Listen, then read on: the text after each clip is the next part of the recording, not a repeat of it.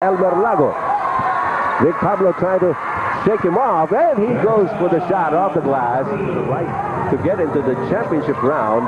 Lamang ang Ginebra ng isa, 9-8, but not for long. Final round. Or binibiro ko nga siya kanina. As you take a look at Pablo, one-on-one.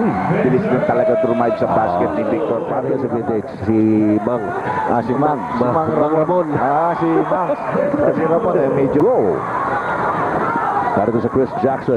Jackson gets it off to Vic Pablo just at the right time. Eksakto. Well, this game slowly slipping away from Barangay Ginebra. But remember, nakakaibigan ito po or in harness here for Formula Shell. Vic Pablo libre. Ito yung sinasabi natin. You have a double-digit advantage in the game. They're up by 8. Vic Pablo makes it 10. Parang rubs off. Sabi nga nila.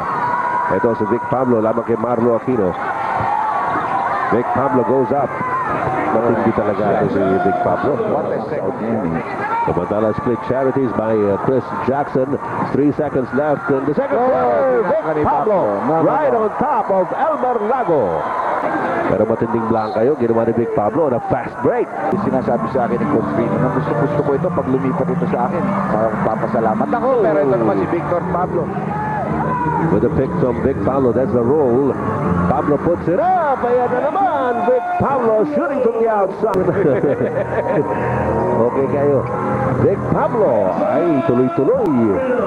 Si Victor the Conqueror. 20 points already in the ball game. Castillo drives, kicks it out. Vic Pablo, yes, he's been hitting that shot from all over the court.